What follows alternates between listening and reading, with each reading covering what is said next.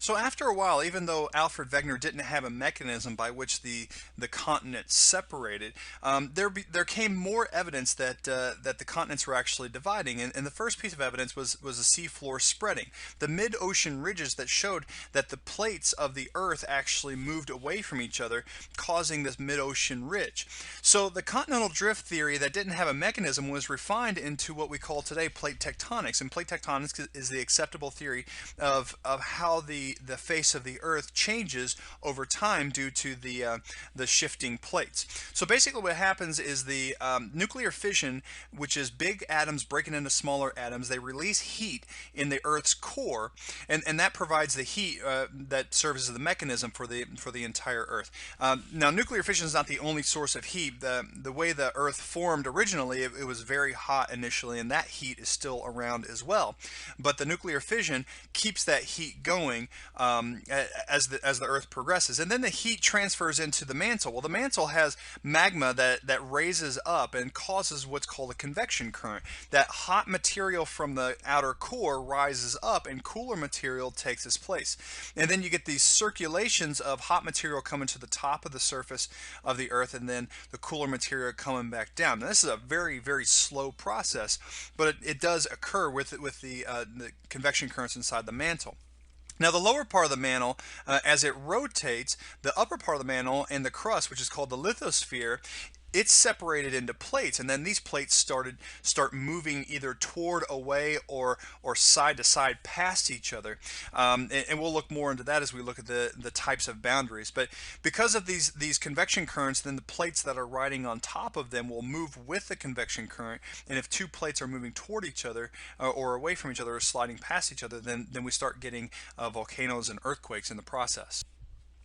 So the first type of boundary is a divergent boundary, and basically what happens here is you get oceanic crust and oceanic crust that separate away from each other. So you get a convection current over here that goes clockwise and another convection current over here that goes counterclockwise. And in that process of coming over, the convection current will push the plate to the left on this side and then to the right on this side, which will separate the two in the middle. Now this type of boundary only occurs between oceanic crust because the new material that comes up in the middle is pretty thin, and that thin material creates new land in between, and it forms that mid-ocean ridge because of the mantle putting new magma in between.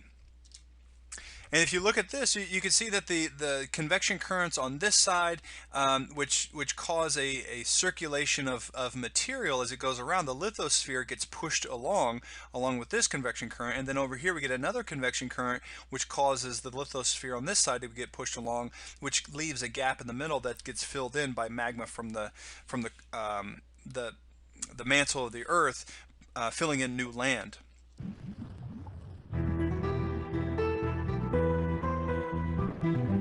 As we've already seen, the Earth's magnetic field acts as a shield, protecting our planet from much of the sun's dangerous radiation. But in 1906, a French geologist named Bernard Bruns made a startling discovery about the field. Bruns was examining newly formed volcanic rocks near a lava flow in central France. Lava from a volcano contains minerals from deep inside the Earth. Inside the molten lava, iron particles are free to move. But as the flow begins to cool and form into rocks, the iron particles align themselves according to the Earth's magnetic field, like a compass.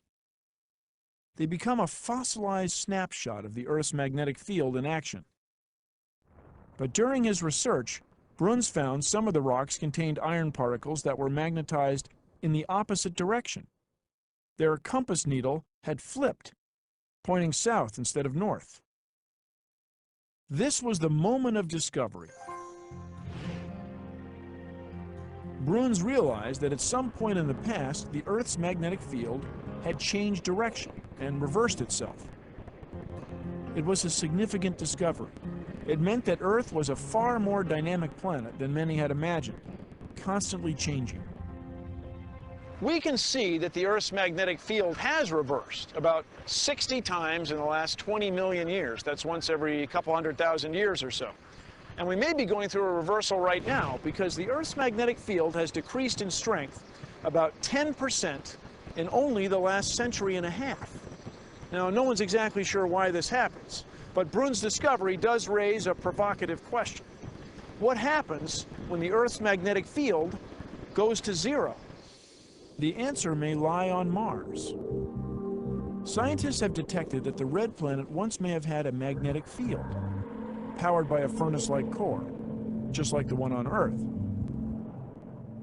But at some point in its past, the heat source of the Mars core was extinguished. Without its internal furnace, the planet died. Its magnetic field disappeared, and harmful cosmic and solar rays bombarded the planet, wiping out any chance for life as we know it. Could that happen here? Well, the composition and size of the Earth's core is such that the Earth will probably stay hot inside for billions of years. But what happens when the Earth's magnetic field reverses and goes through zero? Well, if it happens in the next 1,000 years or so, there'll probably be humans around, scientists, and they can measure cosmic rays and study their effects on living things. Now, what's interesting about this is you can actually see a little bit of magnetic field in the crust of the Earth. So what happens is, as the magma inside the Earth is liquid, that liquid magma it has iron and other magnetic properties about it. And since it's liquid, then those magnetic properties can align whatever direction they want to, and they align with Earth's magnetic field. And the interesting thing is, if you move away from the mid-ocean ridge, what you see the magnetic iron filing, or the iron that's inside that the magnetic properties aligns with Earth's magnetic field one direction, and then it'll flip direction as you move away from the ridge. As you move away, it'll flip again back the other direction, and as you move away more, then it flips back the other direction. And basically what happens is, as the seafloor has spread from that central location, then the magnetic field of the iron inside of this layer of the Earth has aligned with Earth's magnetic field. And because it switches back and forth, then we know the Earth's magnetic field has switched back and forth. Now, we're not really sure why it switches back and forth. We just know it does based on this evidence on seafloor spreading.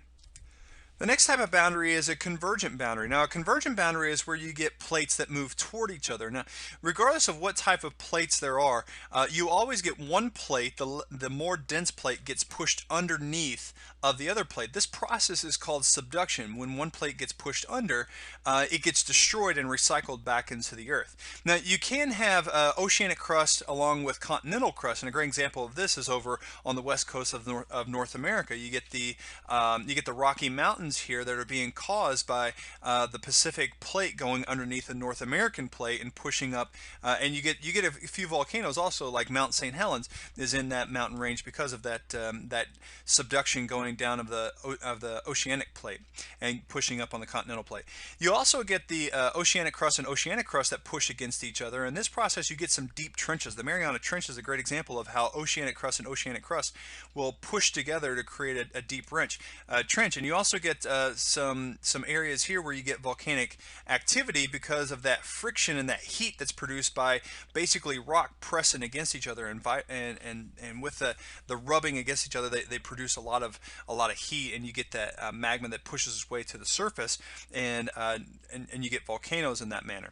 And then here you get continental crust and continental crust that come together. A great example of this is like the Himalayan mountains. You get the Indian plate that's rushing and pushing into the Eurasian plate, and then it creates some of the tallest mountains on the Earth with the Himalayan mountains. The last plate boundary we have is going to be the transform fault boundary. So you get plates that move away from each other, plates that move toward each other, and then in the process you also get plates that slide past each other. Now what this happens here is these two plates don't have smooth surfaces. Now this picture looks like it has a smooth surface, but it really doesn't. It's got rocks that are sticking out into the other plate, and as they're trying to push and slide past each other, those rocks kind of lock in place until there's enough pressure to actually move those rocks, and in that process you get a lot of vibrations. You get a lot of earthquake that form here at a fault line because of the sliding past each other, and that sudden jerk between the two plates as they slide past will cause a lot of vibrations and a lot of earthquakes.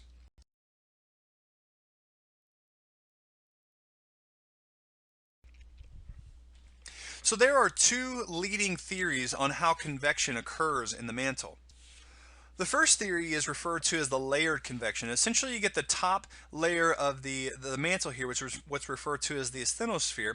Um, uh, that has its own convection currents and then causes the lithosphere to move along with that convection current. And then the lower mantle has its own convection currents, and those convection currents cause release heat into the asthenosphere, which has its own convection currents as well. Um, the second type the second type of convection is called the whole mantle convection. And basically what this is you get one big convection current inside of the mantle rather than two layers of it. Now the interesting thing about this is you can see that this looks a lot more complicated as far as the convection current. So the whole mantle convection current, while it seems like it's a little bit simpler because it's one convection current as opposed to two layers, it actually makes for very complicated circular motion in this convection currents inside the Earth. So let's compare the sun and the earth. The sun and the earth both create heat that gets to the surface, and what we're really trying to do is we're really trying to see how heat gets to the surface of the earth. So both have a nuclear process. The sun has a nuclear process of nuclear fusion, and then the earth has nuclear fission that creates heat. Now the earth actually has heat left over from when it was created, so that heat, in addition to nuclear fission, is being transferred to the mantle. Now the sun has a process of radiation. As the heat comes from the core, it radiates outward through the radiative zone before it gets to this outer layer here. Now the outer layer for both of them, the earth and the sun, have a convection zone. So the heat is transferred from the core into the mantle, and you get convection currents for the earth. The heat is transferred into the radiative zone and then into the convective zone, where you get convection currents there. And then by process of conduction, the heat transfers through the surface. Now, but since we're talking about the surface of the earth, and that's pretty much where we stop for the earth, the sun, however, radiates its heat to the earth, and that's how we get heat from both sources, from the earth and from the sun, and they wedge between it pretty much at the surface of the earth. Now we're going to talk about volcanoes and earthquakes. So volcanoes are basically created in three different places. The first place is a divergent boundary, and these are your more gentle volcanoes, because what happens is these plates will move away from each other, and then they will gently create new land in between, and that will create in creating that new land. It's a gentle process. It's not completely gentle. There is still some seismic activity, but relatively speaking to other volcanoes, it's pretty gentle in its process. The second type of boundary is a convergent boundary, and this happens a lot with the Pacific Ocean. Basically, the North American and South American plate, as well as the Eurasian plate, and these plates over here are all squeezing in from every direction on the Pacific plate and pushing it. And basically, that convergent boundary, the Pacific plate's getting pushed under every plate around it, and therefore it's getting destroyed. Now, in that process, because there's a lot of heat and a lot of friction, it creates more violent volcanoes. And that process of creating those violent volcanoes are basically from the destruction of that plate as it's being pushed underneath. The third place where volcanoes are created are places like here in Hawaii. And basically what happens is in the middle of the plate underneath, within that convection current, you get what's called mantle plumes. And those mantle plumes will push up in the middle of the convection current and actually push through the crust at one point. Now the interesting thing about this is, as that gets pushed up, you get your entire convection current that goes around here, which causes the plate to move, and it causes the plate to slide because the convection current is pulling it around. But then you get these mantle plumes, and this mantle plume actually pushes up in the middle of the convection current and pushes up into the crust. Well, while this crust is being pulled to the side, the plume is pushing through, creating a volcano. So what happens is it creates a volcano here, then the crust slides, and it creates another volcano. The crust slides, and another volcano, another volcano, another volcano, and these volcanoes basically create islands. And Hawaii is a great example of this, because you get a string of volcanoes. As this crust gets moved along with it, this plume is pushing through and creating those islands in that chain. Earthquakes are the next thing. They're a sudden and violent slip between two plates at a transform fault boundary. Now, because these plates aren't really smooth as they push past each other, they have such a violent jerk between the two, and it causes a lot of shaking. The point at which the shaking occurs most is that focus. That's a point deep into the crust where the slipping actually occurs. But that slipping causes vibrations that then go up to the surface of the Earth. And at the surface of the Earth, we have what's called the epicenter, because that's where humans are, and that vibration is going to be basically this point right here. The epicenter is where most of the destruction is going to be, because as this earthquake moves out, it starts to dissipate. The waves get more spread out, but at this point right here, all the waves are concentrated at one location, which causes a lot of shaking and a lot of destruction. So earthquakes basically produce three types of waves. You got your primary wave, your secondary wave, and your surface wave. The primary waves, which we call P waves, are the fastest. So they arrive the first, and they're the least destructive.